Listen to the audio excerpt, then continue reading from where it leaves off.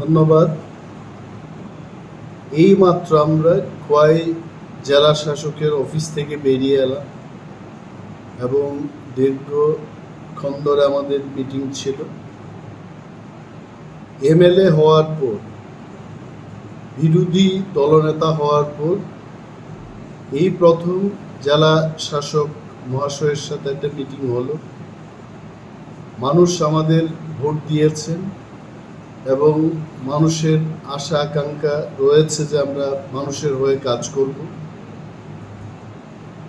আমি দেখেছি গত 15 দিন ধরে বিভিন্ন এলাকায় যখন গেলাম, আসারামবাড়ির বনবাজার, উদনাবাড়ি, করঙ্গিছড়া, পূর্ব বেহালাবাড়ি, বিদ্যাবিল ইত্যাদি এলাকায় পরিদর্শনকালে আমি মানুষের নানা সমস্যার কথা শুনলাম এবং যে সমস্ত চিত্র বেরিয়ে এসছে, এখানে আমাকে বলতে হচ্ছে যে দীর্ঘ 25 বছর বাম শাসন ছিল, তখন ওনারাও বলেছেন যে আমরা স্বর্ণযুগে আছি।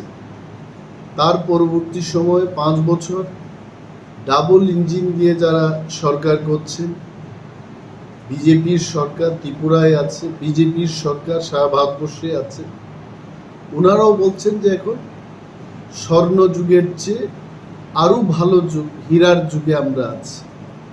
আমি উভয় যুগকেই স্বাগত জানাই।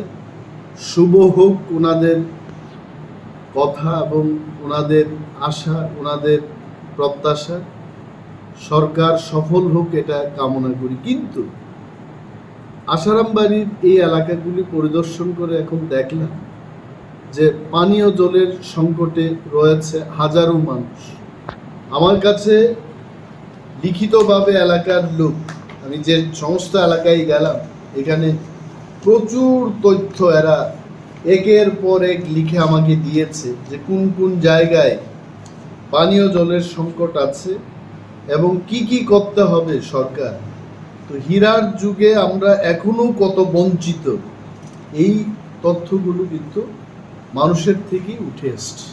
আমি ডিএম সাহেবকে বললাম, এক্সিকিউটিভ ইঞ্জিনিয়ার ডিডাব্লিউএস সেখানে ছিলেন, ওয়াটার রিসোর্সেস ডিপার্টমেন্টের ইঞ্জিনিয়ার মহোদয় ছিলেন এবং ডিএম সাহেব ছিলেন, ডিস্ট্রিক্ট এডুকেশন অফিসার ওএসডি ছিলেন।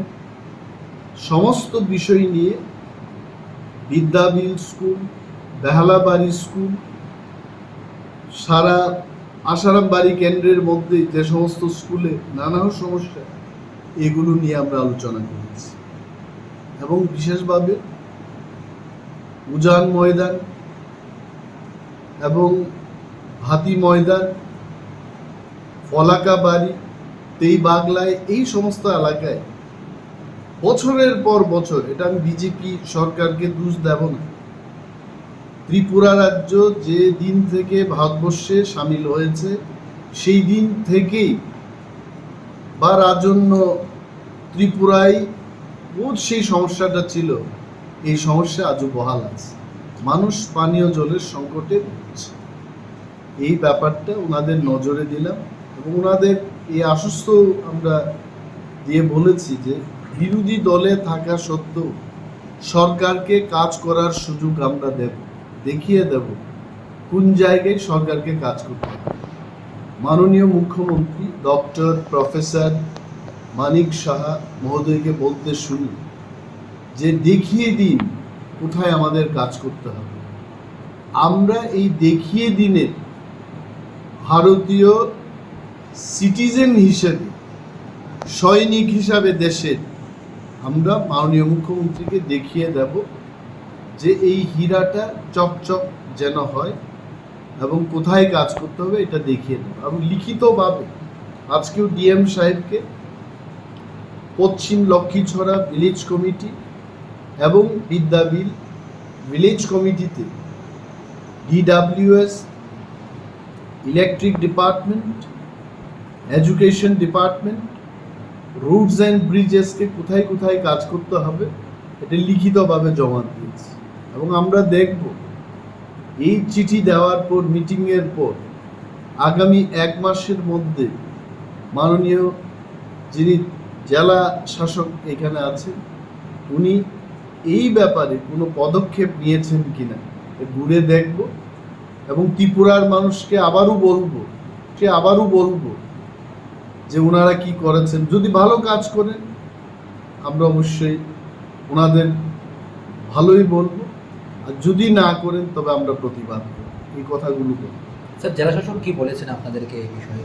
জেলা শাসক উনি আশ্বস্ত করে বলেছেন যে কাজ করার জন্য ওনারা এখানে আছেন এবং আমাদেরকে পেয়ে ওনারা খুব আনন্দিত। যেভাবে স্পেসিফিক্যালি আমি লিখে দিয়েছি তাতে অনুমান করে কোনো কাজ করা ওনাদের দরকার নেই। রাস্তার পরিমাণ কতটুকু কাজ করলে কোথায় যাওয়া যাবে সমস্ত রাস্তা দেখিয়ে দেবেন। এখানে কয়টা রাস্তার কথা আমি বলেছি, বনবাজার two বাছাইবাড়ি two চাম্পাহাওয়ার two তুলাশিকক two Mungiakami ভায়া নমঞ্জয়ের বাড়ি পর্যন্ত এই রুটটা যদি ঠিক মতো রাখা যায় আসারাম বাড়ি ওয়েল কানেক্টেড হয়ে যাবে। তারপর Bogabil to Padmabil to Ratanpur to Baijal বাড়ি থেকে আমপুরা হয়ে বড় ময়দান পর্যন্ত এই রাস্তা যদি ক্লিয়ার রাখা যায়, রামচন্দ্র ঘাটে মানুষের যান চলাচলের জন্য তারা ভালো রাস্তা পাবে। এই কথাগুলো বললাম। উত্তর চেবরি টু বাদি ময়দান, একালব্য স্কুল হয়ে কলাবাগান হয়ে একটা রাস্তা আছে, এনইসি রুট, এটাকে ভালো করার কথা বললাম। চাম্পাহাওয়ার টু খোয়াই, এটা একটা লিঙ্ক রুট, এই লিঙ্ক রুটকে যেন ভালো জায়গায় আনা হয় এটার কথা বললাম। তুলাশিকর চেবরি রাস্তার কথা বললাম। তো ওনারা স্বীকার করেছেন এই রাস্তাগুলো বেহাল পরিস্থিতির মধ্যেই আছে এবং ডিএম সাহেব যিনি এক্সিকিউটিভ ইঞ্জিনিয়ার ছিলেন ওনার দৃষ্টি আকর্ষণ করে উনি নির্দেশও দিয়েছেন যে এই কাজগুলো যেন, এবং সরকার যেহেতু ডাবল ইঞ্জিনিয়ার সরকার, টাকার তো কোনো অভাব, ঋণ নিয়েই হোক, দেশের অর্থ দপ্তরেরই হোক, টাকা তো আসছে ত্রিপুরায় এবং এই টাকাগুলো যেন জনগণের স্বার্থে খরচ হয় সেই বিষয় নিয়ে আমরা আলোচনা করেছি এবং আমরা দেখব 1 মাস আমরা দেখব যে কাজের কথা আমরা বলেছি এটা যদি না হয় তবে আমরা আবারও সরকারের প্রতি দাবি তুলব, আওয়াজ তুলব, প্রতিবাদ করব। এখন আমরা সহযোগিতার হাত বাড়িয়ে তাদেরকে বলেছি যে আপনারা এটা করুন, আমরা আছি, যদি না করে প্রতিবাদ হবে। Thank you.